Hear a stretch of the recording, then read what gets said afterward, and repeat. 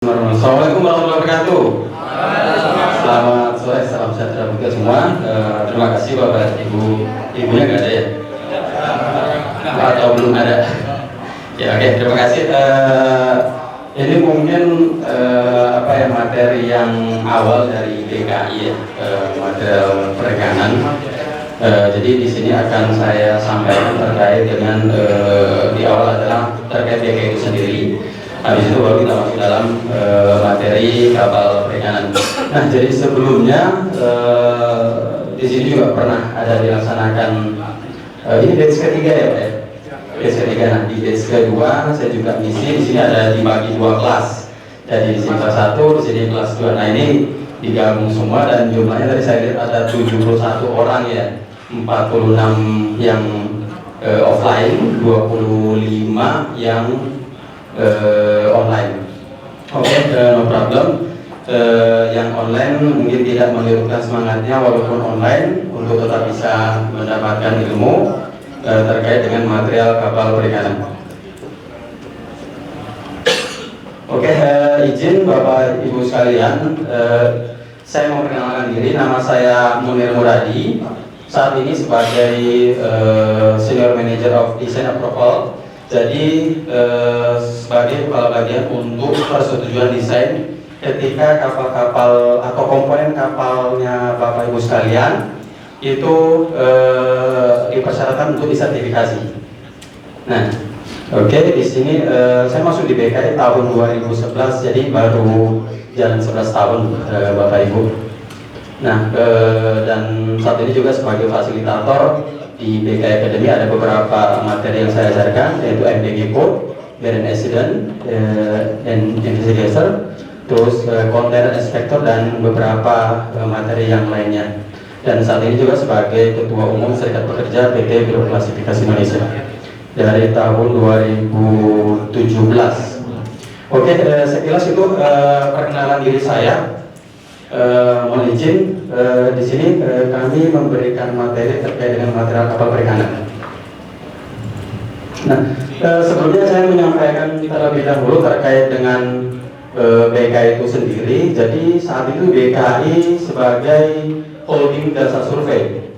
Nah, jadi kalau Bapak Ibu sekalian tahu yang namanya Sukovindo, terus Survei Indonesia, itu sudah jadi satu dengan BKI, di mana BKI adalah sebagai lead holdingnya dan posisinya sekarang adalah Sukovindo dan SI adalah sebagai anak perusahaan dari PT Biro Klasifikasi Indonesia. Nah, ini visi-visi. Terus untuk titik lainnya, jadi seluruh pelosok di Indonesia. Jadi gampangnya kalau BKI-nya sendiri itu di mana pelabuhan, di situ ada BKI. Seperti itu. Nah, kalau untuk SI sama Sukovindo sendiri, karena fokusnya tidak hanya di perkapalan, tetapi di semua lini pekerjaan untuk jasa industri itu ada di semua daerah atau di pelosok Indonesia. Nah, ini kantor cabangnya baik ke BKI, Sukovindo dan Surveyor Indonesia. Ini bukan cuma di darat saja Pak, jadi di udara pun holding jasa survei ini melaksanakan jasanya. Nah, kalau untuk BKI sendiri adalah untuk kualitas atau sertifikasi kapal-kapal yang ada di yang berlayar di perairan Indonesia maupun internasional. Oke, kita lanjut terkait dengan BKI. Saya lanjut lagi. Nah, dari BKI ini mungkin Bapak Ibu pernah dengar yang namanya IACS, International Association of Classification Society. Jadi perkumpulan badan klasifikasi di dunia. Nah, jadi setiap negara itu, satu negara itu memiliki yang namanya badan klasifikasi. Tidak ada duanya kalau. Jadi setiap negara memiliki badan klasifikasi. Nah, statusnya sendiri BKI ini apakah dia sudah masuk IACS? Saat ini kita sedang apply untuk diakui sebagai badan klasifikasi internasional, karena saat ini pun juga kita menerapkan yang namanya peraturan internasional untuk kapal-kapal di Indonesia maupun internasional. Dan BKI juga saat ini sebagai salah satu pendiri dari ASEAN Classification Society. Nah, sebelumnya dari Pak Rudianto yang merupakan Direktur Utama kami, itu sebagai Chairman of ACS, ASEAN Classification Society. Jadi beberapa negara di ASEAN itu tergabung dalam ACS. Nah, ini tugasnya apa? Adalah untuk membuat peraturan secara mandiri khusus untuk daerah ASEAN. Seperti itu. Nah, kebetulan saya juga pernah menjadi bagian dari ACS di sini. Ini kegiatan di Indian Register bersama dengan CCS, Vietnam, India, sama Jepang, NKI, Nippon Keiji Kyokai. Oke, selanjutnya. Nah, kalau di BKI sendiri bukan cuman dalam menerapkan atau menjalankan proses sertifikasi kapal atau penerimaan klasifikasi kapal, itu ada juga yang namanya research and development activity, yaitu research and development. Jadi di sinilah tempat peraturan-peraturan kami dibuat sebagai panduan untuk membuat atau melaksanakan kegiatan survei di lapangan, seperti itu. Dan beberapa penelitian juga sudah pernah dilaksanakan oleh divisi risetnya kami dalam rangka untuk menjamin keselamatan kapal-kapal yang berlayar di Indonesia maupun internasional, yang notabene adalah kelas BKI. Nah, dan ini juga ada beberapa kegiatannya BKI di luar dari klasifikasi kapalnya. Ada prototipe biosolar tank design, jadi pernah juga melakukan penelitian desain untuk tangki bahan bakar kereta api yang menggunakan biosolar. Dan beberapa kegiatan kegiatan BKI lainnya. Nah, jadi di BKI itu ada beberapa layarnya, Bapak Ibu. Di sini ada kelas admission, jadi penerimaan kelas dan material komponen kebetulan merupakan bagiannya saya. Terus statutory ini merupakan pelimpahan dari pemerintah.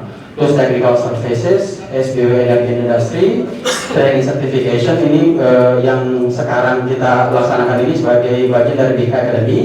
Terus BKI telematika itu digital solution, yaitu kurang lebih seperti IT-nya kan, seperti itu.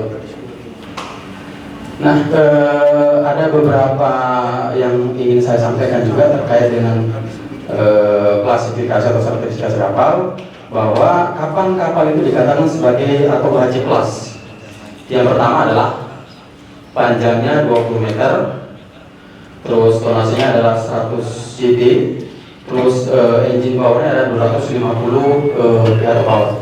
Nah, jadi ketika kapal tersebut sudah memenuhi masuk dalam range angka ini, itu dia wajib disertifikasi atau wajib diklasifikasi.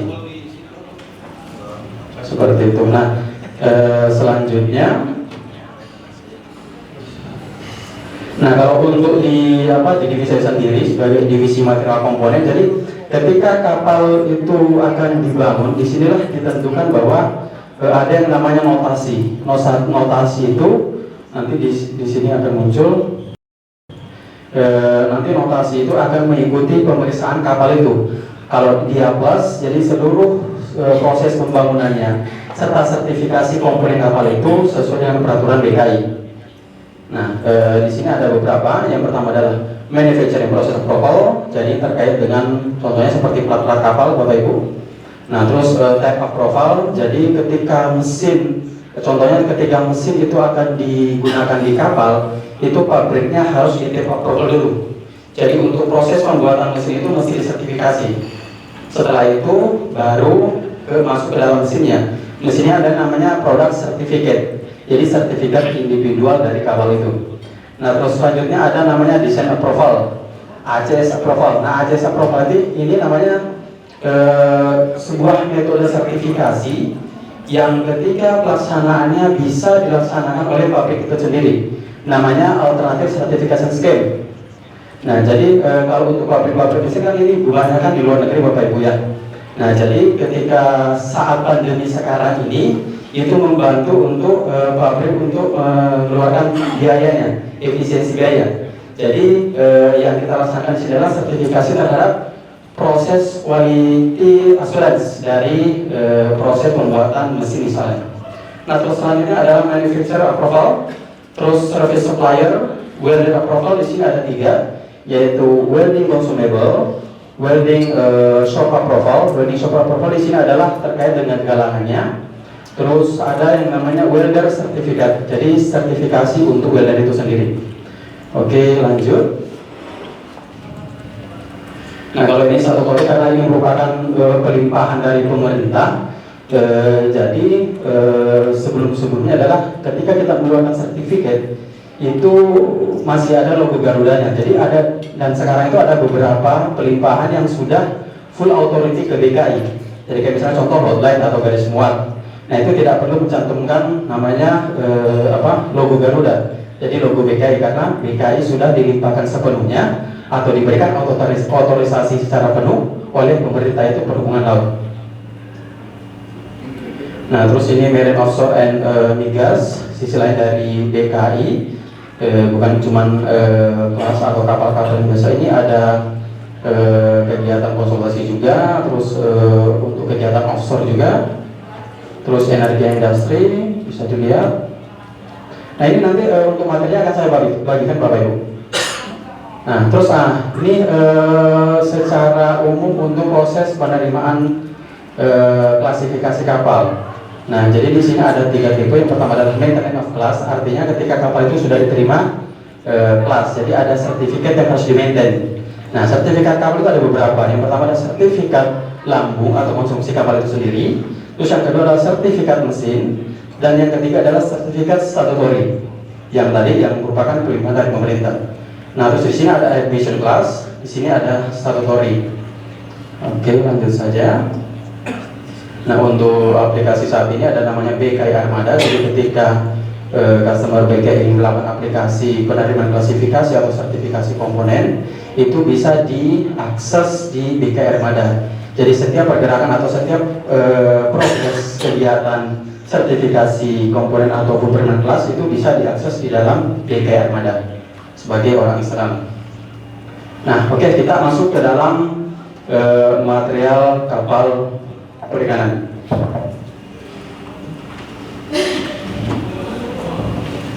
Nah, izin saya di sini mengambil foto kapal Bapak Ibu Inka Mina. Ya. Nah, jadi yang kita akan pelajari di sini mungkin beberapa jam ke depan. Yang pertama adalah penjelasan proses pembuatan kapal untuk material, baik itu baja, kayu dan fiber. Terus yang kedua adalah material atau bahan utama dari kapal itu sendiri. Terus yang ketiga adalah material kayu dan fiber. Terus pemilihan jenis kayu untuk konstruksi bagian kapal berdasarkan peraturan DKI dan beberapa referensi yang berlaku. Terus selanjutnya pemeriksaan layak kapal. Jadi nanti kita akan bagaimana sih melakukan pemeriksaan kapal, terus bagaimana sih melakukan pengujian terhadap material kapal yang sudah existing seperti ataupun yang baru.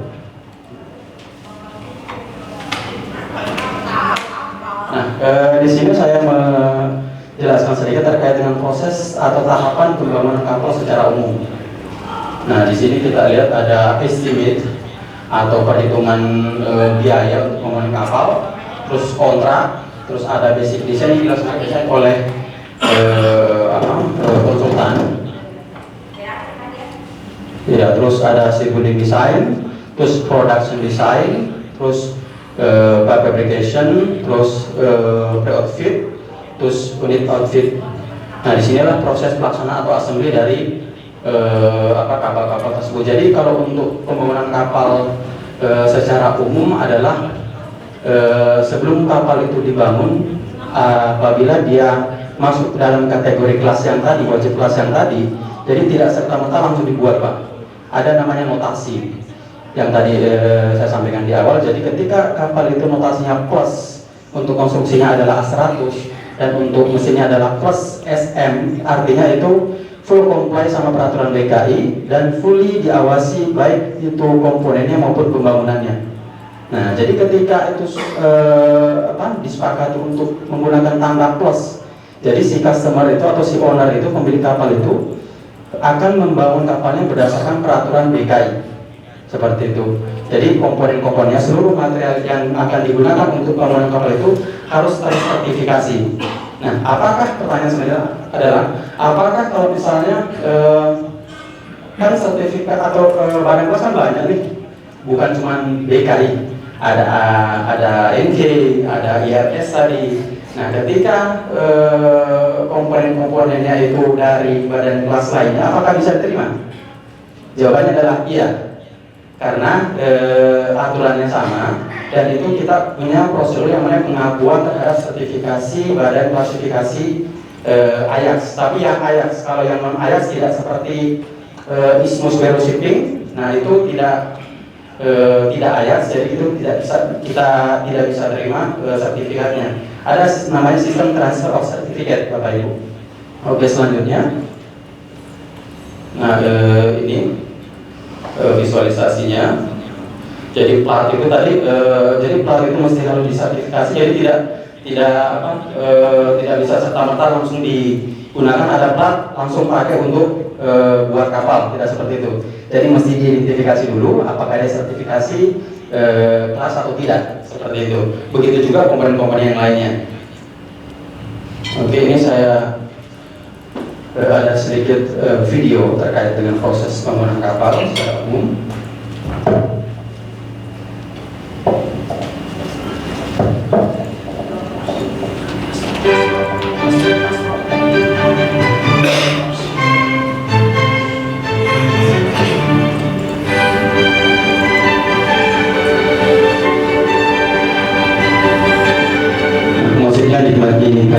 Jadi biar gak terlalu ngantuk juga. Silahkan kalau ada kopinya silahkan diseruput dulu.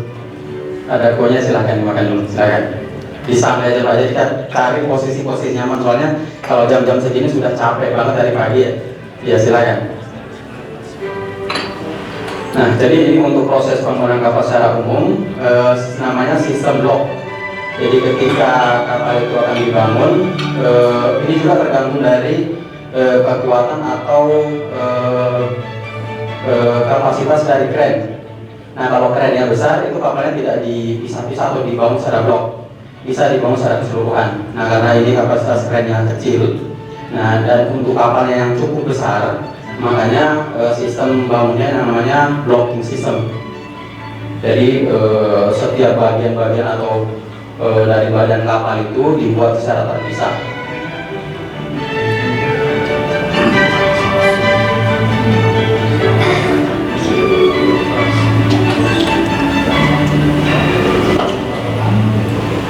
Nah, ini install mesinnya.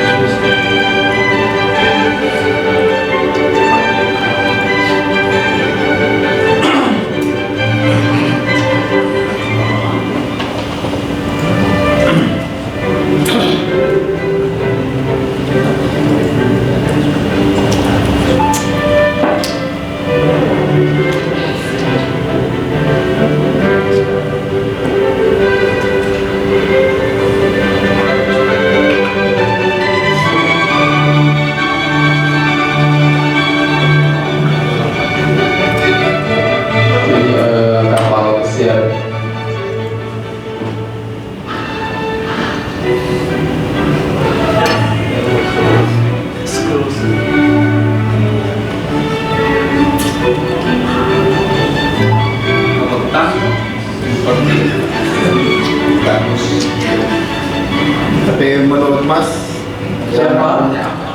yang tukang kapal di Bulukumba dari BKS sendiri bagaimana tanggapannya? Kalau dari BKS sendiri karena untuk sistem pembangunan kapalnya kan tidak welding Pak ya. Nah, jadi tidak ada, kalau saya kan bilangnya tukang ya. Ya, jadi tidak ada sertifikasi tukang Pak. Itu agak susah itu. Tapi sudah banyak kapal yang buat. Iya. Jadi saat ini betul. Jadi saat ini sudah beberapa untuk pembangunan kapalnya itu sudah menggunakan gambar. Ya, jadi pada saat pada saat pembangunan itu didahului dengan desain. Nah, saya juga pernah punya pengalaman waktu kecil, kebetulan saya dari Bone di Sulawesi Selatan atau Makassar sana. orang dulu tuh cukup mengatakan kapal, jadi tidak ada desainnya nggak ada. Jadi cuma panjang kapal. Ya betul. Jadi panjang kapal sama memuat apa, itu aja. Nah terus untuk penentuan mesinnya atau power mesinnya itu pun juga tidak ada. Jadi trial and error saja. Iya betul, dan itu terbukti bisa jalan dengan bagus dan waktu atau umur kapalnya itu pun juga panjang seperti itu. Iya. Maksud saya Pak, kenapa enggak dari BKS ini mensertifikasi mereka? Kalau ya kita sudah sama seperti kami, ya. Nelayan tinggal diberikan sertifikasi. Iya betul Pak. Jadi agak susah Pak, agak susah. Jadi ketika kita memberikan informasi Pak harus bikinnya seperti ini, itu mereka masih kembali dengan sistem leluhurnya seperti itu, dengan syarat tradisional. Karena dia akan lebih nyaman membuat kapal dengan sistem mereka sendiri gitu. Iya. Oke, kita lanjut saja. Nah, jadi kalau untuk tahapan pembangunan kapal kayu ini lebih sederhana karena tidak ada sertifikasi kayu. Tidak ada sertifikasi. Yang ada hanya kayu-kayu yang digunakan itu sudah memenuhi aturan untuk penggunaan di laut. Dan misalkan ada ketentuan Pak ya dari mungkin dari beberapa institusi atau lingkungan hidup atau seperti IPB itu mengeluarkan standar kayu Pak yang bisa digunakan, dan di BKI pun juga ada peraturannya. Nah itu mengakomodasi atau mengakomodir dari peraturan tersebut. Oke, selanjutnya. Nah jadi seperti ini Bapak. Nah kalau di Bulukumba itu nggak ada gambarnya, jadi langsung, ya jadi langsung kayu. Terus untuk jenis kapalnya apa, udah langsung dibuat aja. Dan dulu itu bikinnya, untuk mungkin sampai sekarang juga. Jadi platnya dulu dibuat Pak ya, baru masuk frame-nya. Nah, jadi kalau sekarang itu sudah mulai agak banyak juga Pak. Jadi dibangun berdasarkan dibuat frame-nya dulu, baru nempel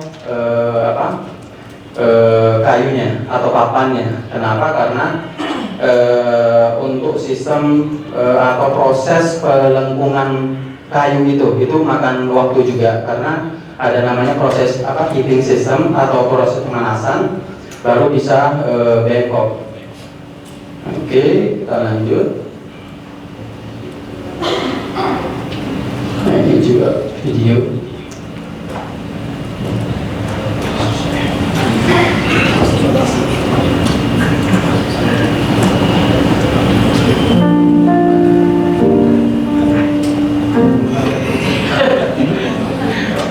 Silakan jadi saja.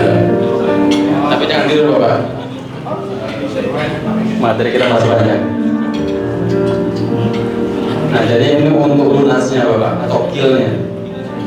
Ya, biasanya kalau ini dicari kayu yang tidak ada sambungannya. Nah kalaupun ada sambungannya mesti ya kalau di Bulukumba ini paling sering dengar suara-suara kayak gini. Yeah. Ini untuk pemasangan proses kil sama lindi.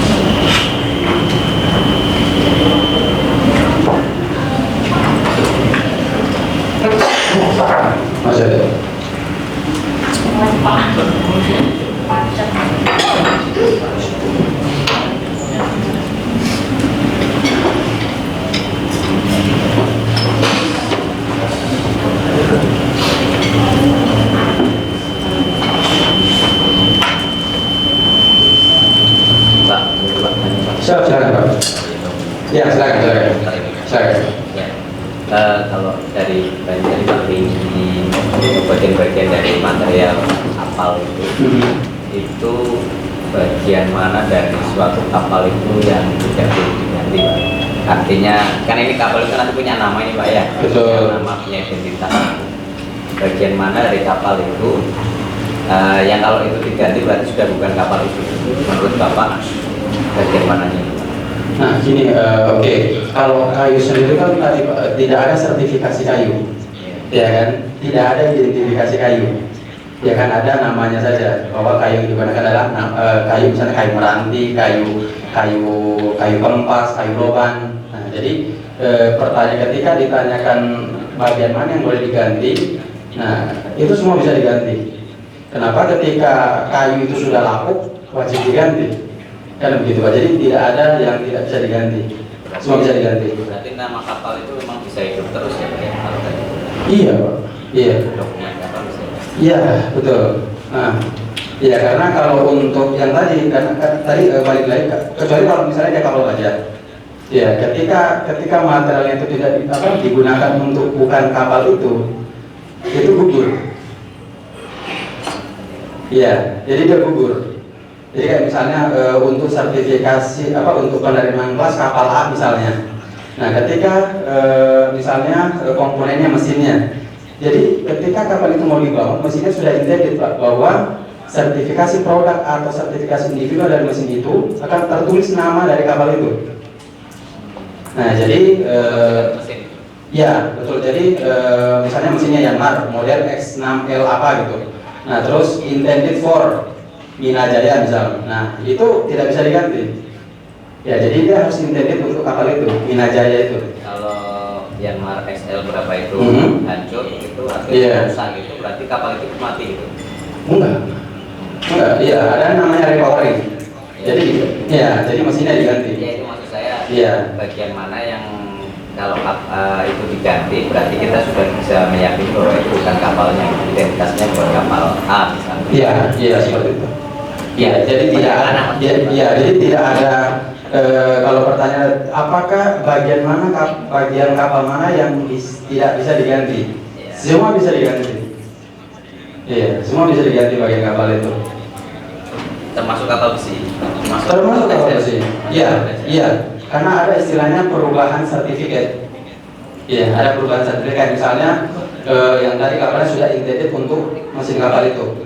Nah, tapi di dalam beberapa kasus yang terjadi ketika mesin itu misalnya berbeda tipe atau akan si pemiliknya akan menggunakan mesin itu di kapal miliknya yang lain, tetapi sister, tapi beda nama, itu bisa seperti itu. Kecuali kalau misalnya dia beda atau tidak sister, itu akan dihitung ulang atau disertifikasi ulang mesin itu. Ya itu karena tidak intended lagi buat kapal itu. Kendalanya itu kalau di kapal perikanan kan itu tadi sister ship sama gitu, terus kemudian bisa menggunakan izin yang ini itu tukar-tukar gitu ya. Dokumen kapal juga sama, dokumen kapal tua juga nanti wujudnya baru. Nah itu bagaimana kita memastikan kapal ini identitasnya juga sama, karena nanti kembali lagi kita kalau nanti memeriksa kelaikan gitu ya, kita meriksa mengukur semua tahapan yang membutuhkan pemeriksaan di lapangan. Itu kalau kita tidak bisa memastikan identitas kapal, percuma kalau saya, karena bisa saja hasilnya nggak akurat. Artinya gini, kita bisa mempertanyakan kapal yang nanti diukur ya, siapa yang bisa memastikan kapal yang nanti diukur oleh petugas ini adalah sama yang atau gini, ini tahapnya udah kelaikan misalnya. Nah, kapal yang diperiksa kelaikan oleh saya misalnya adalah kapal yang diukur juga oleh petugas lain yang menerbitkan surat ukur kapal ini. Bagaimana saya meyakini bahwa kapal ini adalah kapal yang diukur dengan yang ada di surat ukur ini? Kan tidak bisa meyakini kalau seperti itu. Ya itu nanti Oke, Pak. diskusi ini aja sambil jalan ya. Iya. Ya, sekarang Pak. Ya, terima kasih. Ya, mungkin nanti ini sedikit realita yang akan teman-teman petugas pemeriksa kelaikan ada. Jadi kita sering memeriksa, nanti juga teman-teman ada petugas ahli ukur juga yang bertugas. Kapal ini di dokumen dia versi buatan tahun 95, tapi itu kapal masih mulus sekali, bagus banget. Artinya kita sebagai petugas pemeriksa kelaikan punya kecurigaan. Ini bukan kapal buatan 95 gitu. Secara ini ya, secara visual ya gitu.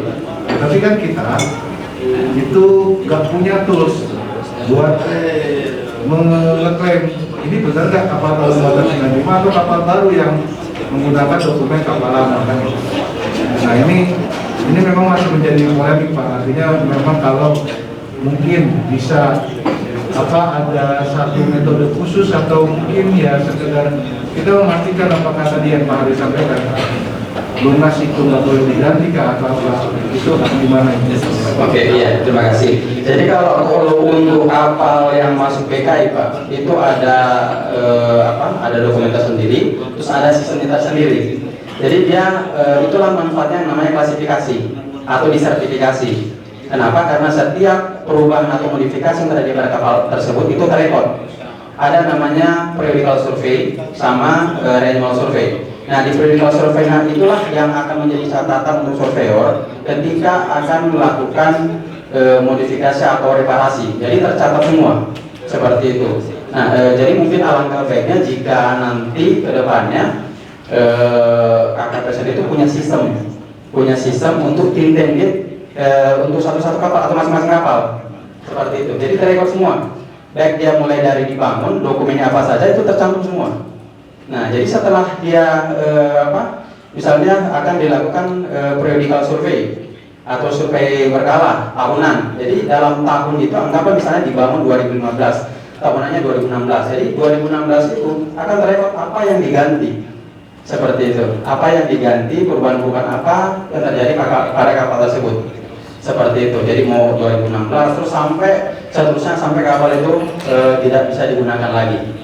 Nah, jadi saran kami mungkin dibuatkan sistem Bapak Ibu untuk lebih mudah untuk tracingnya seperti itu. Ya, menjawab Bapak Ibu? Silakan. Oke, silakan. Oke, iya. Oke, silakan. Coba. Ya, silakan. Tadi kan jelaskan material yang dibuat. Ini sudah dicoba ya. Ya, baca. Nah, saya pernah melihat kapal dibuat dari Kapal dibuat dari beton, konkret. Ya. apakah memang ini dimungkinkan atau bisa direkomendasikan Ya, itu bisa. Di BKI sendiri pun juga sudah punya peraturan untuk kapal konkret. Nah, tapi untuk saat ini yang untuk konkret atau beton itu tidak digunakan sebagai kapal, tetapi sebagai tangki untuk hidam seperti itu, atau buoy mooring Pak. Buoy mooring Pak, buoy sistem yang untuk sistem navigasi di tengah laut itu Pak. Nah, itu pakai konkret Pak. Bisa pakai konkret, bisa pakai fiber, atau bisa pakai plat seperti itu. Jadi kalau untuk ditanya apakah itu bisa dilaksanakan. Dan saat ini BKI juga punya peraturan untuk konkret tersebut. Ya, semen Pak. Iya. Betul sekali. Nah, itu pernah ada untuk proyeknya Angkatan Laut Pak, untuk buat buoy mooring. Ya, jadi ada orang di dalamnya itu. Jadi dia dibuat dari konstruksi kayak kita bikin rumah. Jadi dia ada besi behelnya juga. Nah, jadi itu agak kompleks perhitungannya Pak, karena memperhitungkan yang namanya daya apungnya kan seperti itu. Nah, ini kan agak berbeda lah kalau misalnya untuk fiber ya, atau untuk untuk plat itu agak lebih ringan dibanding konkret. Ya. kapal Nah, dan sudah dicoba dan berhasil Pak. Oke, itu di mana? daerah. Dikelaskan atau tidak? Tidak ya? Tidak ya? Oke, cuman uji coba saja. Oke, iya. Jadi pertanyaan ketika itu bisa digunakan sebagai dibuat sebagai kapal itu bisa. Kita juga punya peraturannya, tapi untuk saat ini belum ada kapal yang masuk sebagai diterima kelas untuk kapal beton. Nah, karena untuk saat ini untuk kapal beton itu sendiri masih sangat kurang ininya untuk peminatnya seperti itu, Pak. Ya, karena tadi ongkosnya bisa lebih mahal seperti itu, dan untuk proses perawatannya juga mungkin agak lebih kompleks seperti itu, Pak. Iya, oke. Ada lagi? Silakan. Iya, silakan Pak. Siap. Baik, terima kasih. Mohon izin terkait dengan material dalam pembuatan kapal yang pernah dilakukan ada seperti kalau yang terbuat dari dua itu kan materialnya yang disertifikasi oleh KAI ya, Betul. itu yang untuk Resi, ya. sertifikasi. Kalau mungkin materialnya ya, tapi pas lagi pencampuran atau pembuatan kapal itu kualitasnya itu apakah ada metode tersendiri untuk menguji kekuatan dari kapal tersebut, dari mungkin kalau dari kayu ini bahan kayunya itu kekuatannya itu bagaimana, kalau seandainya kapal beber saya pernah mengalami itu kapal beber dengan itu yang multi aksial dengan yang biasa gitu ya, kadang-kadang kekebalannya kan tidak, tapi kekuatannya yang ini. Tapi kalau kita sebagai petugas pemeriksa itu kan untuk melihat kalau yang multi aksial akhirnya itu walaupun tinggi sebenarnya dia kuat gitu. Tapi orang lihat itu kok ini tembus padang, jadi mereka menganggapnya tidak kuat gitu. Jadi kita ada nggak metode untuk mengukur menguji kekuatan tersebut? Ada, Pak. Kita bisa untuk meyakinkan bahwa itu memang lain gitu. Siap, oke, baik, Pak. Jadi ketika akan membuat yang namanya kapal fiber, jadi itu tadi, Pak, kembali lagi bahwa setiap komponen kapal yang setiap komponen kapal yang akan dibuat atau dipergunakan untuk membangun kapal itu namanya harus tersertifikasi. Kayak misalnya contoh resin. Nah, itu ada ujinya, Pak. Jadi sebelum dia dikatakan approve atau sertifikat by BKI atau by kelas, itu diuji dulu. Ada uji tariknya, ada tensile strength segala macam. Nah, itu diuji dulu, Pak, baru dikeluarkan sertifikasi. Jadi saran kami adalah ketika untuk akan membuat sebuah kapal, jadi resin-resinnya itu atau material untuk pembuatan kapal itu masih sertifikasi karena sudah ada jaminan seperti itu. Nah, tapi kalau misalnya untuk kapal existing, nah ini mungkin agak susah juga. Kenapa? Karena kan kalau untuk kapal existing itu pasti pemiliknya juga akan marah ketika kapal dibolongin, ya kan, atau diambil sampel. Ya, jadi mungkin agak lebih baiknya dilakukan sebelum pembangunan kapal itu. Makanya tadi ada sistem atau tracing identifikasi komponen penyusun kapal tersebut. Ya. Kita agak sulitnya itu kalau kapal sudah jadi di rumah. Ya. Jadi kita ujinya kalau di beton kan biasanya pakai uji beton, Betul. tembak gitu kan bisa. Iya, betul. Nah, kalau kayak untuk fiber ini mesti diuji lab, Pak. Iya, Bapak nggak bisa cuman ngeraba atau gimana kan? Nah, itu mesti diuji lab. Kita dari kalau kita ada tangannya atau dari jangannya ini layak enggak kan? Iya, betul. Kan ini dianggap ahli nanti kita tapi kita lemparkan ke DKI ya Pak ya kalau ya boleh Pak. Nah, nanti kan kita ada kegiatan lapangan ya Bapak Ibu. Nanti kita ada kegiatan lapangan, nanti kita akan ngecek langsung untuk kapal fiber. Mungkin yang galangannya adalah kapal-kapal fiber sama kayu. Iya, oke, ada lagi, kita lanjut. Silakan Bapak. Terima kasih Pak. Ini dulu Pak.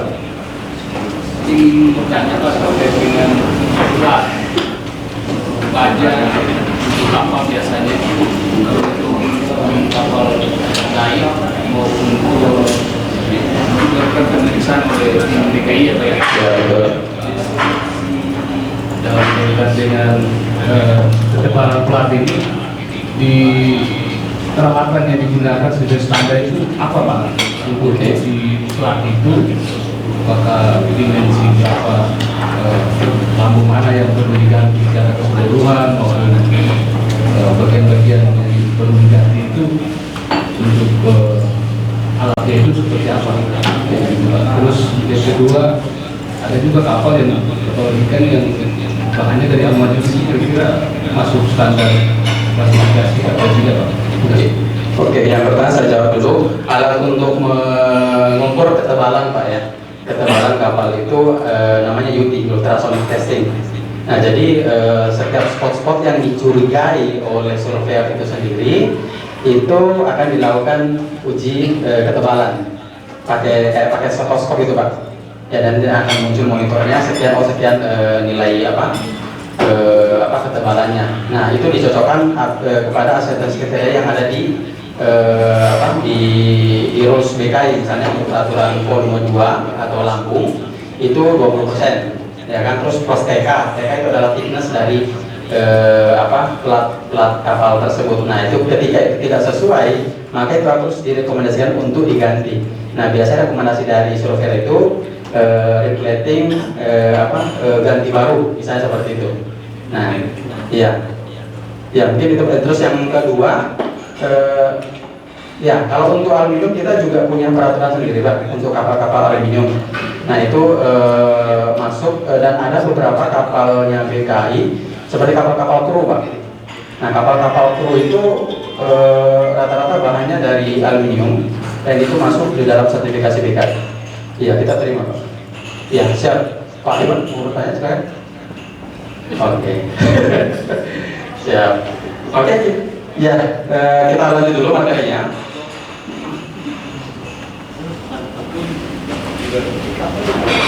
Nah, ini ada beberapa video untuk penggunaan kapal. Jadi sistem jadi dia kayu plus fiber dikombinasi. Oke, kita lanjut saja. Bisa di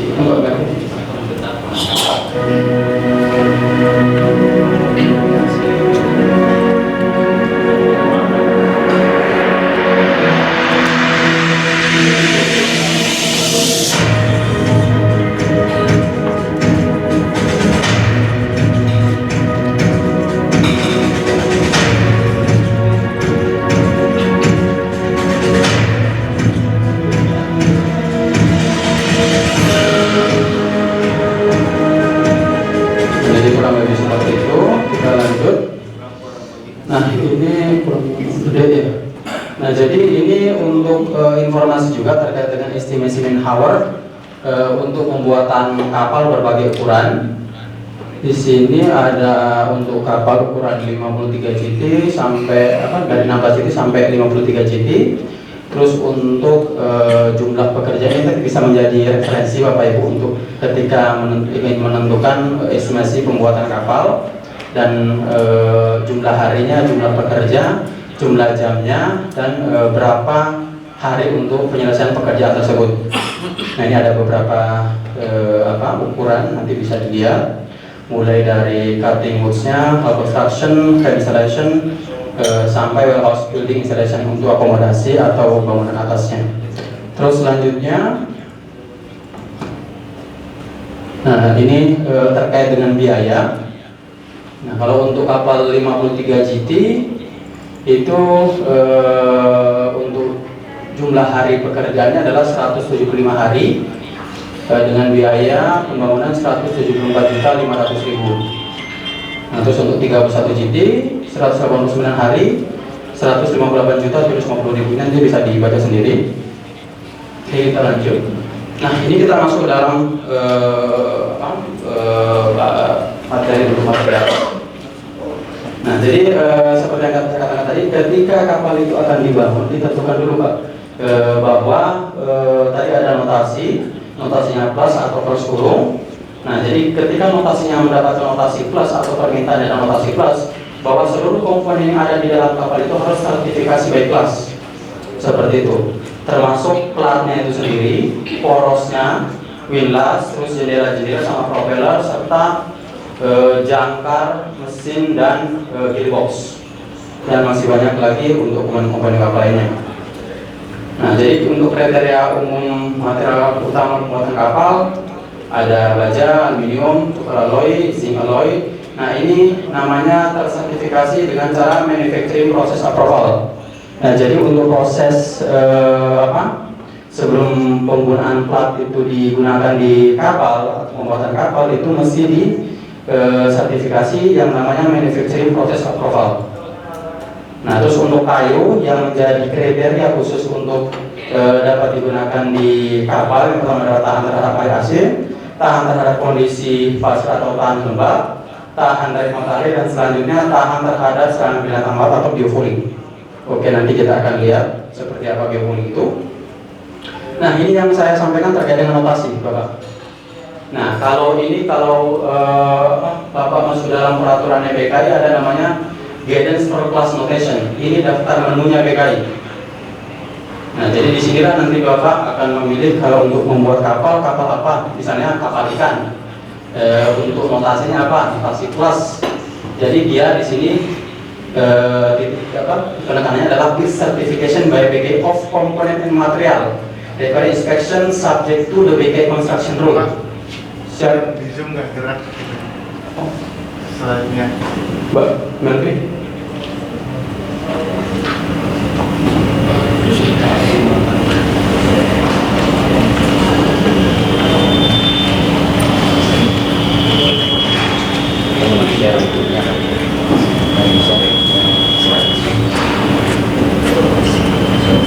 Belum muncul, Mbak. Coba stop share dulu, Mbak. Oke, share ulang.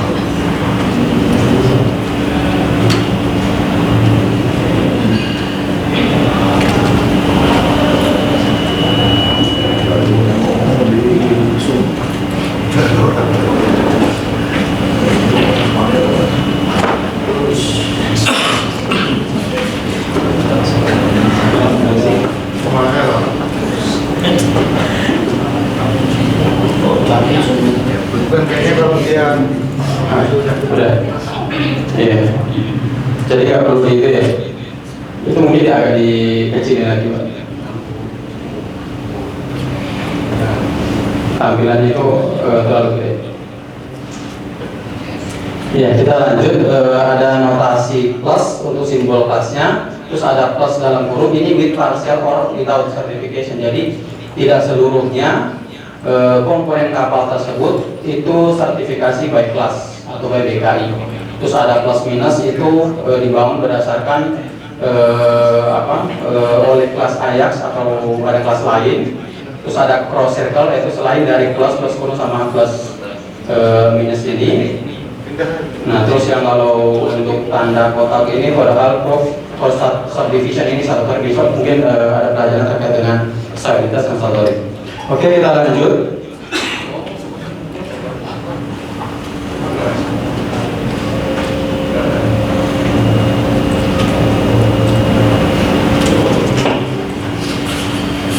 Nah, ini tadi sudah singkat, lanjut Pak. Nah, jadi untuk proses manufacturing proses approval ini sebagai informasi saja. Bahwa ketika pelat atau komponen kapal lainnya yang memenuhi syarat untuk di APA atau manufacturing process approval seperti ini, ada sufficient dokumen untuk pabriknya, terus dokumen examination dilakukan review terhadap dokumen dari pabrik tersebut, terus factory audit yaitu dilakukan audit terhadap pabrik untuk pelaksanaan proses pembuatan platnya. Terus approval test, pengujian untuk plat itu sendiri, dan selanjutnya terakhir adalah terbit sertifikat untuk plat itu. Nah, ada beberapa macam untuk plat itu sendiri. Jadi sebelum ada namanya produk sertifikat, jadi intended untuk tipe atau grade plat itu, misalnya KIA, KIB seperti itu.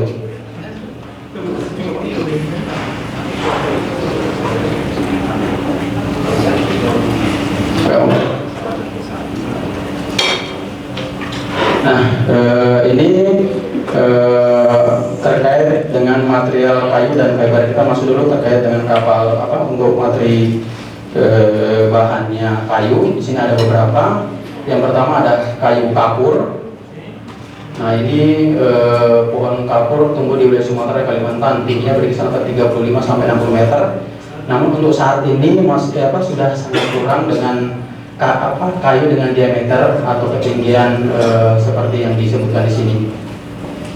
Nah, terus informasi lainnya adalah kayu kapur mempunyai berat jenis 0,63 sampai 0,94. Jadi dia masuk dalam kelas kuat dari kelas 3. Nanti kita bicara kelas kuat kayu dan kelas awet kayu.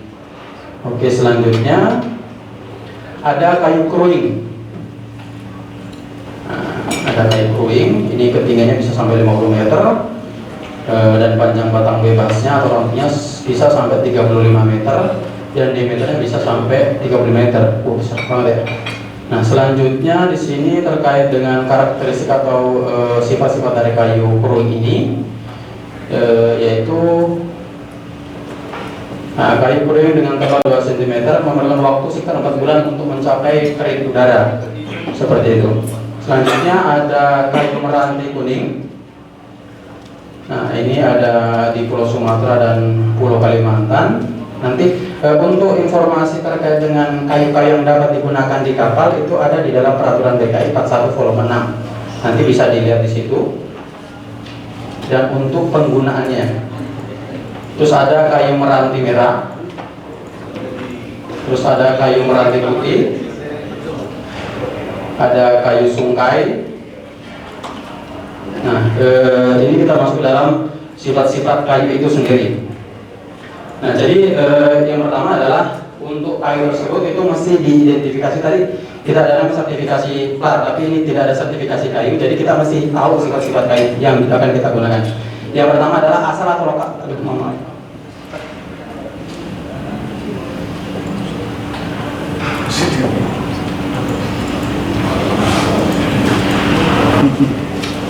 Suaranya Pak, matiin. Ya. Suaranya di mute dari tadi. Oh. Jadi nggak kedengeran yang online ya? Iya, artinya setelah yang merubah share screen tadi. Udah. Bisa disesuaikan tampilannya. Tampilannya nggak.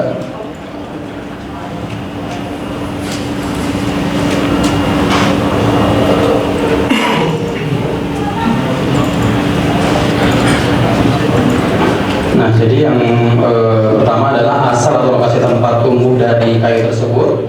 Terus letak kayu di dalam suatu batang yang akan kita gunakan, apakah dia di tengah, di pinggir, ataupun di pucuknya. Terus asalnya dari beberapa batang, bentuk dan kondisi batang. Nah, ini terkait dengan bentuk. Kalau untuk kapal-kapal dulu itu mencari untuk khusus untuk bagian linggi Pak ya, linggi buritan ataupun linggi haluan itu mencari bentuk kayu yang memang sudah bengkok. Nah, kalau sekarang karena sudah sangat susah, jadi dilakukan sistem penyambungan. Terus kecepatan tumbuh pohon tersebut, terus pengaruh lingkungan, nah, terus adanya perlakuan silvikultural atau pemupukan. Nah, ini orang pertanian yang tahu ini. Nah, selanjutnya, ada beberapa sifat-sifat kayu yang harus kita ketahui. Yang pertama adalah sifat fisik kayu, mekanika kayu, dan kimia kayu. Nah, untuk fisika itu sendiri yaitu ada beberapa yang mesti kita ketahui. Yang pertama adalah kadar air dari kayu tersebut, terus perubahan dimensi, terus ada berat jenis kayu. Nah, yang berat jenis kayu ini nanti masuk ke dalam kriteria atau asal kriteria untuk penggunaan kayu di kapal. Nah, terus untuk mekanika kayu, yaitu bisa disebut juga sebagai sifat kekuatan kayu.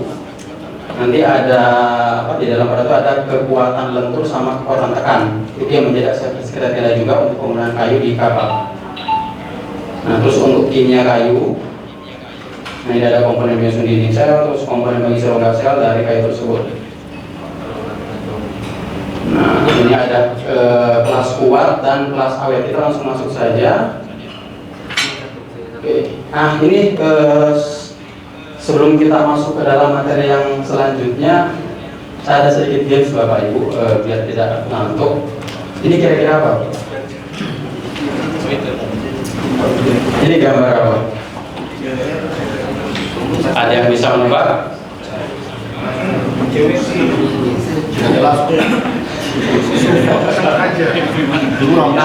Kalau jelas ini bukan tebakan Pak. Kayu. Silakan, 1, 2, 3, ada yang tahu? Hati-hati ini jangan sampai terkecoh.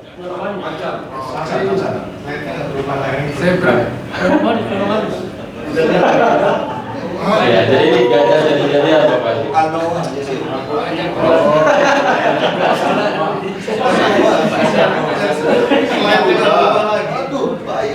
Oke, kita ada lagi satu.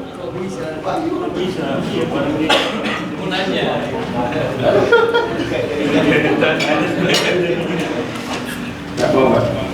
Barais nanya. Nah, ini kira-kira apa nih? Jangan terkecoh lagi, jangan sampai terkecoh yang kedua kali. Saya kupu-kupu. Saya kupu-kupu, oke. Oke, ada lagi? Out of the box. Oke. Oke, kita lihat. Itu kayaknya sudah pernah. Tadi tipenya gajah pertama kan? Oke. Pak, nanti dapat 20 poin ya. Iya, hasil apa untuk kan nanti ada exercise Pak. Jadi nanti Bapak Pak Abdul Lima nanti dapat 20 poin. Oke, jadi satu nomor sudah terjawab. Pak, ketikanya cuma sebelah Pak. Baca Pak. Oke, siap. Tidak usah bikin tugas. Oke, kita lanjut lagi. Ya, kita masuk ke dalam untuk material yaitu fiber. Nah, fiber tadi di sini ada resin, katalis, serat, akselerator, dan gel coat dan pelengkap. Nah, kalau resin di sini ada beberapa bagian. Yang pertama adalah polyester resin, yaitu yang berbentuk cair. Terus ada epoxy resin, yaitu sebagai perekat atau sebagai cat pelapis dari sistem fiber itu sendiri. Nah, terus selanjutnya ada katalis, biasa juga disebut sebagai hardener. Nah, ini untuk proses percepatan pengeringan. Nah, dari jenis katalis ini ada beberapa. Yang pertama adalah MEPO sama BBO atau benzoil peroksida. Nah, terus selanjutnya seratnya nanti di lapangan nanti kita akan lihat bagaimana proses untuk pemasangan fiber itu sendiri, pemilihan serat dan penggunaan serat dari berbagai macam serat itu digunakan untuk daerah bagian mana di kapal tersebut. Karena ini berbeda-beda atau bermacam-macam untuk ukuran atau ketebalan dari serat tersebut. Di sini ada roofing, terus ada chop stand, terus ada CSM, terus ada wooden roofing, terus ada surface di sini agak lebih ke halus seratnya. Terus selanjutnya, nah ini seperti ini Bapak Ibu. Nanti akan kita lihat di lapangan untuk penggunaannya. Nah, terus ada akselerator. Di sini ada dua jenis akselerator, yaitu Cochrane sama DME. Terus gel coat. Terus terakhir adalah ada pelengkap, hydrolysis agent sama peroxide atau foam. Nah, kita masuk ke dalam materi untuk kayu itu sendiri, berdasarkan bagian-bagian kapal. Nah, ini ada peraturan DKI atau peraturan kapal kayu ini sudah cukup tua ya, tahun 1996 dibuat peraturan ini. Nah, jadi mungkin saat ini pun juga sedang dilakukan penelitian untuk penentuan jenis-jenis kayu yang akan dimasukkan ke dalam peraturan ini. Karena mungkin beberapa kayu yang ada di dalam peraturan ini di tahun 96 ini itu sudah tidak ada sampai sekarang.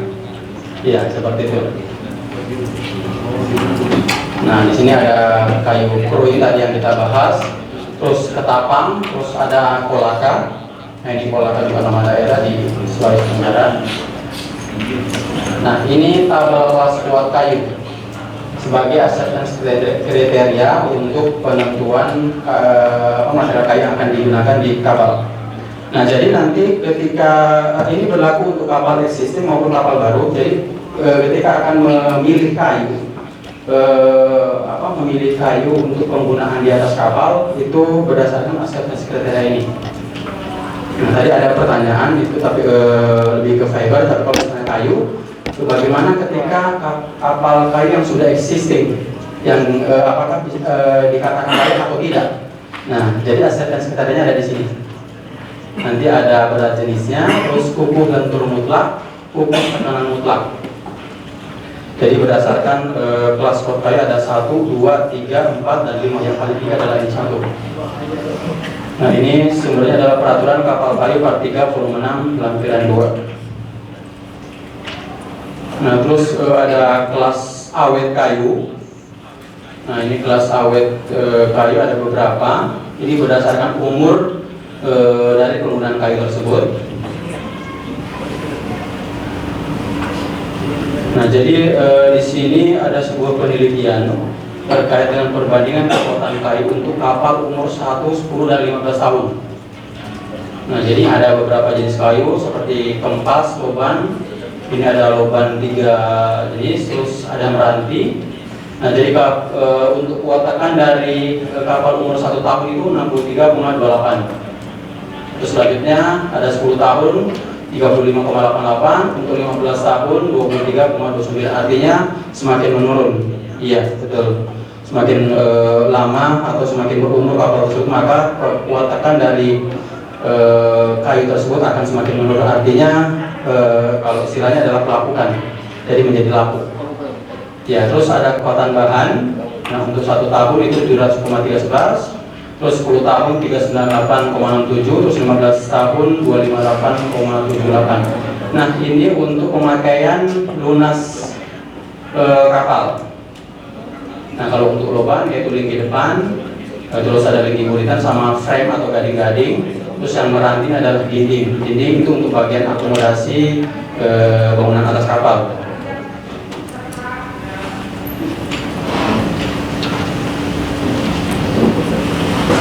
Nah, ini kita masuk ke dalam pengusahaan kapal, kelayakan kapal untuk material kayu. Ini karena saya mengangkat kayu di sini karena sesuai permintaan bahwa yang paling banyak kapal-kapalnya ada kapal kayu Pak ya.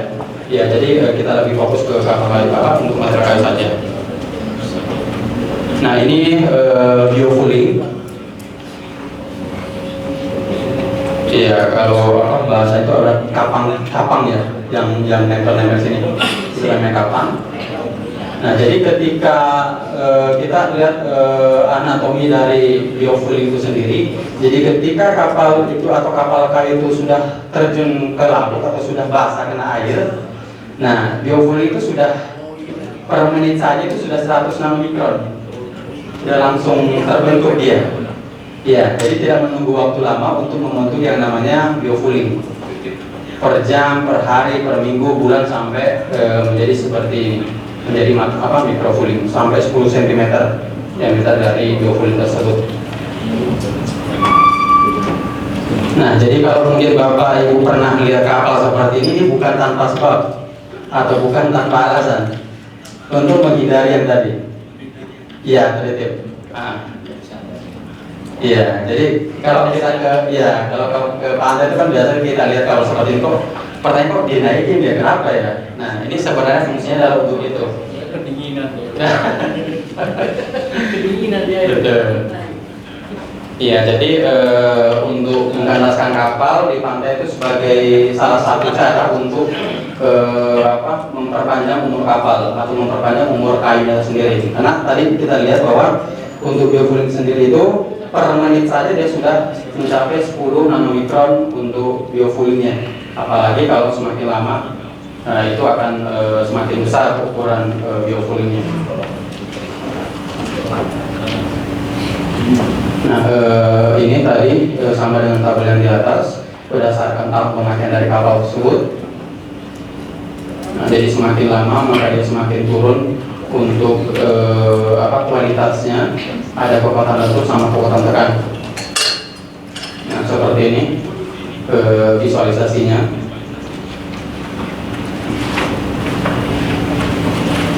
Nah kita masuk ke dalam untuk periode perawatan kapal untuk kapal kayu. Yang pertama adalah perawatan rutin, yaitu pembersihan dan pengesatan konstruksi kapal, penlemburan dan pemakaian kambu kapal yang rusak, perbaikan bagian konstruksi yang rusak. Nah ini lebih kepada visual inspection, seperti secara dilakukan secara visual. Nah, kalau untuk perawatan rutin. Nah kalau untuk perawatan periodik, ini biasanya dilakukan pengedokan secara mekanis ataupun secara tradisional. Yang tadi kalau misalnya kapalnya dengan ukuran lumayan besar itu di dock. di docking, nanti kita lihat di di lapangan. Terus kalau misalnya kapal-kapal yang kecil tadi disandarin aja Pak, ya, atau menunggu kapal menunggu air surut, itu bisa dilakukan pengecekan atau pemeriksaan periodik terhadap kapal tersebut. Nah, selanjutnya ada di docking besar. Nah, ini jadi bukan cuman kalau docking besar itu atau renewal, kalau mesin itu adalah overhaul. Nah, jadi ini bukan cuman bagian lambung atau bagian konstruksinya saja dilakukan pemeriksaan, tapi seluruhnya. Nah, kalau untuk kapal baja itu sendiri, sebagai perbandingan Bapak bisa membuka yang namanya peraturan survei, Construction and Survey 41 volume 1 plus BKI. Nah, di situ ada berdasarkan jenis kapalnya. Kalau untuk kapal penumpang dia dilakukan pengedokan tiap tahun, annually, seperti itu. Jadi mungkin Bapak Ibu paling sering melihat kapal-kapal ferry atau kapal penumpang itu sandar berada di docking, karena dia memang kesempatannya dia setiap tahun untuk dilakukan pengecekan, karena nanti angkutannya adalah penumpang, orang atau manusia, seperti itu. Oke, selanjutnya ini visualisasi seperti tadi. Jadi pemeriksaan secara menyeluruh dari kapal tersebut.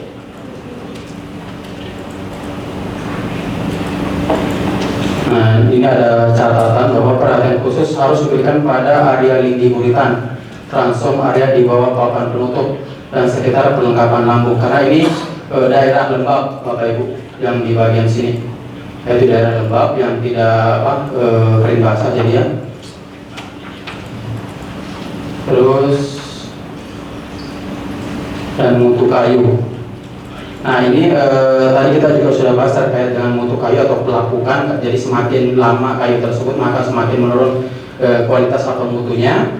Nah, kalau untuk kapal existing atau kapal baru pun dilakukan dengan ujian seperti ini, yaitu testing, yaitu ukur lentur mutlak. Nah, kalau ditanya gimana dilakukan pengujian atau testing kayu tersebut. Nah, kalau di sini ada di IPB, Institut Pertanian Bogor.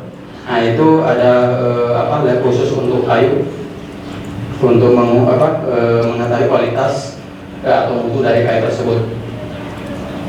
Nah, untuk ukur lentur mutlak, nah ini dilakukan bending stress, tekan di bending pada kayu tersebut. Nah, kalau untuk spesimennya atau sampelnya itu berdasarkan ASTM, standar ASTM. Nah, terus untuk mengecek kelembaban ini alatnya cukup mudah, yaitu namanya Amplas MDO Mixer Meter. Jadi mixer meter untuk mengukur kelembaban Bapak Ibu. Nah, ini bisa menggunakan alat ini atau yang sebelah sini. Nah, terus selanjutnya ada kukuh tekan mutlak. Nah, ini jadi ditekan dari atas dan bawah. Nah, ini alatnya juga ada di IPB. Nah, jadi dari hasil yang diperoleh dari pengujian ini dihadapkan pada acceptance criteria yang ada di dalam rules BKI.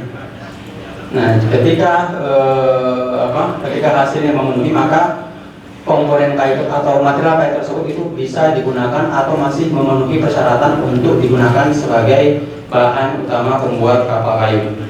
Begitu juga untuk kapal-kapal yang existing, seperti itu. Nah, terus untuk pemeriksaan bagian internal kapal, nah ini yang pertama ada semua area berventilasi buruk. Nah, terus di lambung kapal, terus bagian bawah papan sekat, terus area di bawah tempat penyimpanan ikan, terus selanjutnya di area komponen lobster di mana kotoran dan serpihan mungkin menahan air tawar. Nah, itu bisa ada di sistem air tawar di kapal. Terus selanjutnya ada di ujung rangka, artinya di linggi haluan atau linggi buritan. Dan selanjutnya ada di pondasi mesin. Nah, terus untuk bagian eksternal di sini kita bisa lihat pada sambungan papan pada lambung kapal, terus di sekitar pengencang dan penetrasi logam dek, artinya yang baut-baut itu Bapak Ibu. Nah, terus pada sambungan papan penutup yaitu geladak, terus tiang mas, dan di bawah penetrasi geladak dan area luar dari badan kapal, seluruhnya secara visual. Nah, oke, terima kasih untuk materinya. Dari saya cukup. Silakan jika ada yang mau didiskusikan atau ditanyakan. Silakan Bapak Ibu.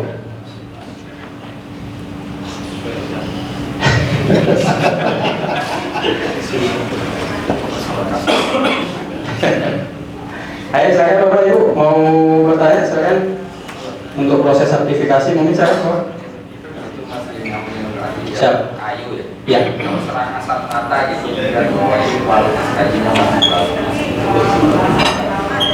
Serang asap rata aja kalau bisa yang pakai kayu. Nah, jadi saya kembalikan Pak sebagai surveyor, Bapak terima dong.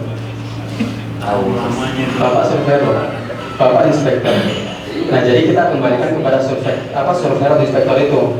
Ya, jadi apakah karena laporan itu kan berasal dari surveyor Pak ya. Nah, kita sudah ketahui bahwa untuk mengetahui kualitas atau mutu kayu itu ada aturannya.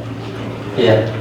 Seperti jadi kita kembalikan tradisional itu banyak kali. Iya. Nah itu kan mungkin dia nggak ada bangunan, nggak ada laporannya, terus kapal-kapal yang udah bekas. Iya. Kalau kita melakukan seperti yang DKI itu kan untuk kapal ikan bisa ada yang ke laut. Iya, jadi mungkin begini Pak, izin Pak ya. Sebagai masukan saja, misalkan kita tidak akan membiarkan kapal-kapal kita akan seperti itu sampai selamanya. Artinya kita harus memulai sesuatu yang baru, yang tadi ada sistem untuk tracing kapal-kapalnya kita, dan untuk meningkatkan kualitas kapal-kapalnya kita, khususnya kapal-kapal KKP seperti itu. Nah, jangan sampai tadi ada pertanyaan diganti tapi komponennya diganti tanpa diketahui. Ternyata kapal mesin ini merupakan mesinnya kapal sebelah seperti itu, atau alat-alat navigasinya merupakan punya kapal sebelah. Dan seperti itu biasa terjadi Pak. Iya, demikian Pak. Ya, silakan Pak. Ya, mau menanyakan ini terkait dengan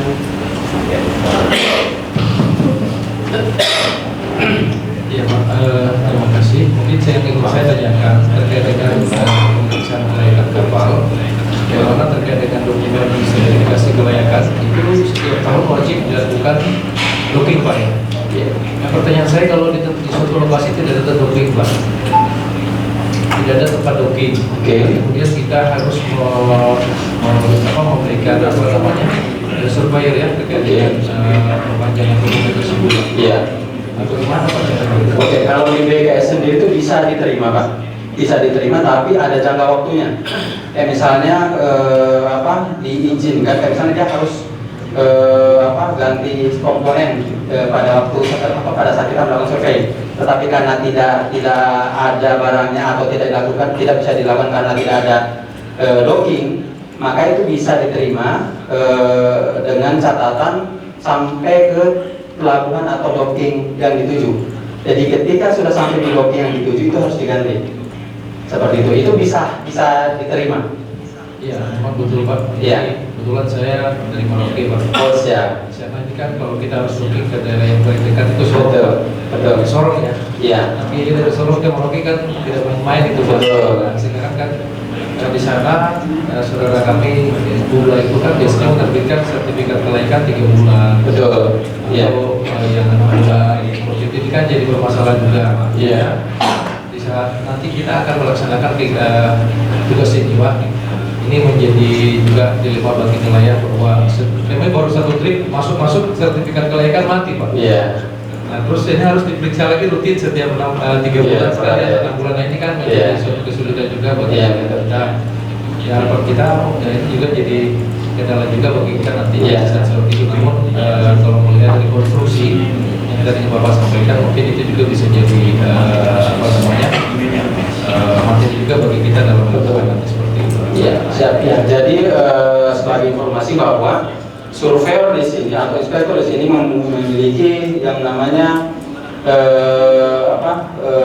kekuatan penuh terhadap kapal itu. Jadi dia yang tanggung jawab atau dia yang tahu persis kapal itu. Jadi ketika ada keputusan yang diambil untuk kapal itu merupakan tanggung jawab si surveyor atau inspektor. Nah, jadi kan tadi kayak misalnya tidak ada docking, ada istilahnya kalau di ROS BK itu force major. Ketika badai atau ketika ada tsunami, tapi sertifikatnya sudah mati. Nah itu harus diperpanjang. Itu bisa nggak dilakukan? Apa bisa nggak diterima seperti itu? Itu bisa. Ada namanya force major, itu bisa diterima seperti itu Pak. Oh, jadi terkait dengan tidak rugi itu juga termasuk force major? Bukan. Ini keadaan alam. Itu ketentuan khusus. Jadi kebijakan jadinya Pak. Ya kalau yang tadi force major itu karena kondisi alam seperti itu yang tidak memungkinkan untuk melaksanakan docking atau perpanjangan sertifikat. Salah Pak ya? Silakan Pak. Karena di sana itu adanya docking tradisional Pak ya? Oke. Atau galangan tradisional. Ya.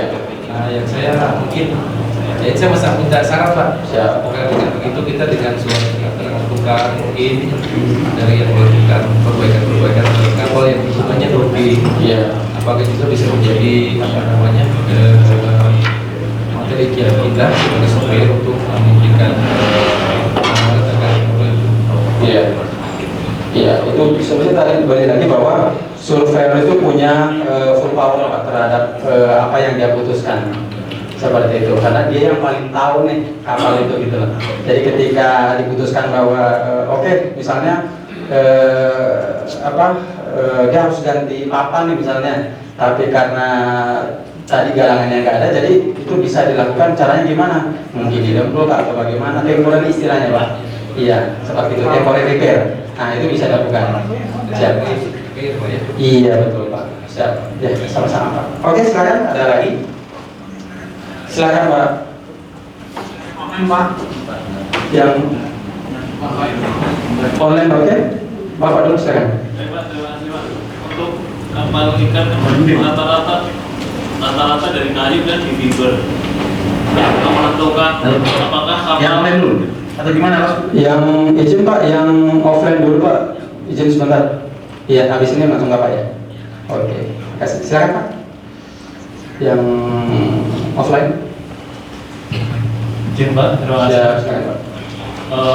Untuk kapal-kapal ikan yang ada di kita rata-rata bahan dari kayu kemudian dilapis fiber. Untuk menentukan apakah kayu yang di dalamnya itu posisi masih bagus atau tidak, bagaimana Pak? Untuk memastikan bahwa memang kapal kayu yang ada di dalam itu masih Oke, siap, terima kasih. Nah, jadi untuk mengetahui posisi kayu yang ada di dalam lapisan fiber itu, nah, karena kan tadi Pak, yang pertama adalah kita tahu umur kapal tersebut, kita tahu umur kayu tersebut. Ya, berdasarkan tadi buat kelas awet, kelas kayu, terus yang penggunaannya untuk apa, ya kan di situ ada umurnya Pak ya. Nah, terus dia termasuk dalam kelas code ke 1, 2, 3 sampai dan seterusnya sampai 4. Nah, lebih banyak yang saya lihat itu hanya berdasarkan suara saya Pak. Jadi cuman diketok palu, nah itu udah. Karena balik lagi bahwa ketika itu dilakukan sampling, ya kan Pak ya, itu dilakukan sampling itu kita kembalikan kepada si pemiliknya, apakah dia terima dengan kondisi seperti itu atau tidak, karena dia akan merepairnya nambah kos Pak biasanya. Ya itu menjadi ini. Tapi ketika itu tidak ada masalah, itu kita bisa buka atau kita bisa potong seperti itu. Iya. Nah, dan kita melakukan pengujian yang tadi ada kekuatan lentur, kekuatan tekan sama berat jenisnya. Apakah masuk ke dalam sesuai dengan kriteria yang ditetapkan oleh BKI. Ketika masih masuk, maka udah langsung direkat dengan kayu yang sejenis atau kayu yang sesuai dengan penggunaannya, kayak misalnya untuk framing, kayak bisa contoh kapal crewing, kayu crewing. Nah, itu bisa digunakan untuk lambung kapal tersebut. Iya, siap. Iya, makasih Pak. Ada lagi yang untuk online, silakan Bapak. Terima kasih. Kalau saya melihat kan tanahnya yang itu ya Pak. Oke, ya silakan. Jadi untuk ucapnya, tapi kalau di Jakarta, kalau di Surabaya, Semarang, kondisinya menunjukkan kalau misalkan di terus sih Pak. Sebaiknya kita ini juga dilema Pak, kadang-kadang memang juga di aturannya juga mungkin kemarin mengadopsi dari BKI misalkan juga arrangement gitu kan. Nelayan itu nggak ada Pak gambar yang detail kayak teman-teman dari perkapalan terus menggambar. Kadang gading terakhir dipasang kasko dulu baru gading terakhir. Yang begitu Pak, yang jadi di lapangan itu akan berbeda dengan kalau kapal besi mungkin Pak, karena kapal ini ada. Nah, untuk mengantisipasi yang begitu Pak, tadi misalkan kopong ada di atas, terus siapa yang menguji kelenturan itu, sedangkan kami di daerah yang tak berantar misalkan di perbatasan itu nggak ada begitu, tapi itu harus keluar gitu. Itu yang dilema bagi kami mungkin yang di lapangan, karena kalau saya melihat kan tadi memang cara tataran kuliah atau tataran di ilmu pengetahuan memang harus begitu. Tetapi nelayan kita ini kan nggak sekolah Pak, bikin kapalnya. Dan pun pakai sampai lama akhirnya dibentuk kapal ini. Hal yang begini yang kadang-kadang di lapangan kami juga susah, apa docking gitu kan. Kalau aturannya kan harus mengeluarkan surat docking akhirnya ya yang penting pernah dicak, pernah dibetulkan, berapa kali dibetulkan, akhirnya kan kita keluarkan rekomendasi itu. Hal yang begitu Pak yang di lapangan. Jadi mungkin kalau BKI, secara BKI kalau mungkin kapal-kapal yang besar mungkin memungkinkan Pak, tapi kami yang kadang di lapangan yang agak susah. Tadi yang sampaikan teman Merauke, doknya aja di Sorong, itu masih mending ada yang dekat. Kalau kami nggak ada, misalnya nggak ada tempat dok, akhirnya kan juga floating repair masing apa namanya pemilik kapal juga kan, tapi nggak tahu itu betul Pak tekniknya itu sesuai dengan misalkan standar PKI ini kita tahu itu gimana mengantisipasinya Pak. Makasih. Oke, makasih Pak Tovan ya. Oke, siap. Oke, jadi gini Pak Tovan, sebagai saran Pak ya, maksudnya kan kita tidak akan membiarkan kondisi kapal kita atau kapal KKP akan seperti itu terus, walaupun kayak misalnya contoh tadi kapal dibangun tanpa desain, ya kan, tracing sistemnya atau tracing komponen-komponen itu tidak ada. Jadi saran kami karena ada aturan yang mesti kita penuhi, ya seperti itu. Nah, jadi jika hal itu tidak bisa dilakukan, bisa diterapkan yang namanya risk assessment. Nah, dari hasil risk assessment itu bisa dibuatkan sebuah kebijakan untuk standar dari KKP itu sendiri, seperti itu. Karena kalau kita berbicara aturan, dia harus comply Pak. Iya, kalau kita berbicara aturan, dia harus comply. Nah, dan pertanyaan apakah ketika misalnya kalau kapalnya Bapak misalnya sudah umur 15 tahun dan misalnya Bapak diminta untuk mengakui bahwa kapal ini sudah masih layak atau tidak, ya itu kan agak susah Pak ketika kita tidak menghadapkan dia pada sebuah standar kriteria yang harus kita sepakati seperti itu.